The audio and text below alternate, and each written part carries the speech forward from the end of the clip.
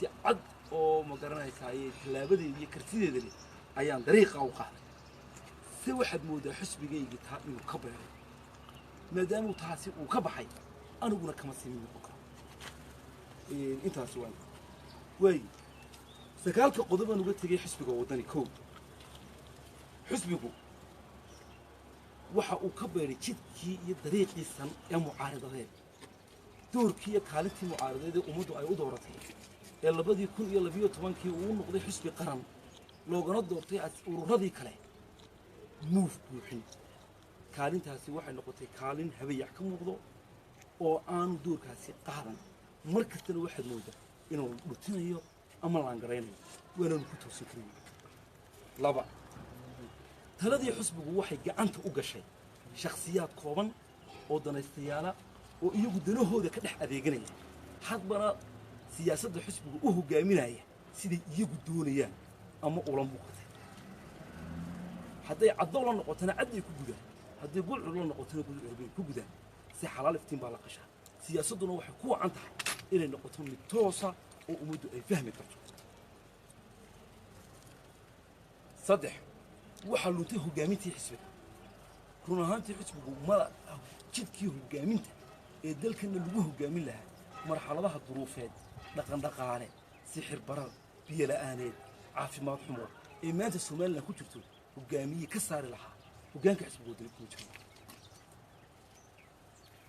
afar ma jirto mabaadii aasaasiya oo xisbiga waddani uu ku dhisan yahay oo anigoo nuuradiin oo waddaniya waddaninimadayda shaaca ka qaadaysa qofka taageeraha ah ee waddaniyana waddaninimadiisa caddaynaysa asxaabtu waa inay lahaadaan mabaadii tiirar lama taabtaana oo halkooda taagan oo aan isbedbedelin oo qof kasta uu ku garan karo waddani wuxuu ugu soo hagaagaya xisbigu mabaadii siyaasiya malaha waanaanu ka dhex samayn karin shan xisbiga hoos buu ergow diray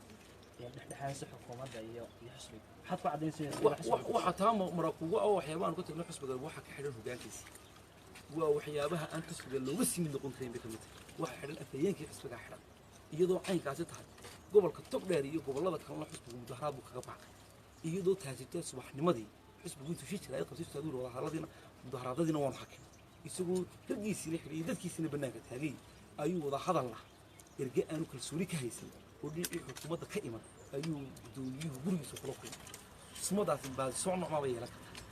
waa erge ka tagtay inuu xagga waddaniya mid xagga xukuumadda ka timid maaha mid isxilqaatayna maaha waana sababtay ilaa iminka madaxweynaha loo arki kari laha madaxweynuhuna uu ka adkaystay dariiqiisii hogaamiye saxda ahaa baanu marayaa runtii waana ku ogaadinaya weliba anigu adigu yaa kaa taageerta saxmada xiran iyo kale sidoo kale niyow nabadda maalinta u daran tahay mid ka guursadaana inaan maanta difaaco halkan aan u taaganahay kuwii hore xidhnaana markhaatibaad ka hayay isagu difaacaya waxaana la eegi doonaa cidda ku hadho oo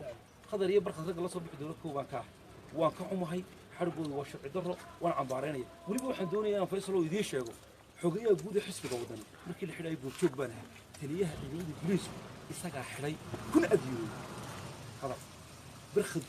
been lama sheegi kara goobjoog maan ahayn inuu xidhayay baan ku war helnay qadar waanu isa soo raacnay ka war doona waan sisooota barkhad lagu xidhay kana ii xidhay buu dayiri anigu markaa dembi horuu galayna dee taliyaha guleyska warbaahin baa tina qadar dembigu galay weydiiya halkan taagnaana soo qadar ma tihid buu haa buu waan ku xidhayaa buu maxaan dembiyaan galay buu faqiyo waana ii xidhay buu askartii taagtay wala haadi marka wanigaa maanta u taagan saaxiibaday waan booqan doonaa waan ka daba tegi doonaa inta itaalkayga ana inta xorriyadooda helayaan kama naqsanay dhaliilahan faraha badan aad jeedisay gudoomiyaha xisbiga ma kala tashatay ka hor intaad warbaahinta la soo istaagin isagu ku diiday shirarkaabanu geynay in qof lala tashado waxaa kaba qiimo badan in general assemblyga xisbigu marku fadhiyo talada aad geyso marka xisbigu waxyaabuu ku mahadsan yahay waxaa ka mid ah saxaabta kale kala duwan yihiin shirarkiisa bilaha ah ee fulinta si joogtaa buu qabsadaa markhaatinood ka tihi waxaa taa ka sii muhiimsan xisbigu xitaa shirar ka soo horeeya kuwa ayuu yeeshaa mar kasta aragtidaa waanu geynaa waananu samaynaa laakiinse way ka socon kari weedayo midhaheeda kuwa maanta loo jooga noqday annaa ta ugu dambaysa haweeye waxaad ku celcelisay in laga soco hoggaanka xagga sare markaad hoggaanka leedahay baa waxaad u jeedaan guddoomiyaha iyo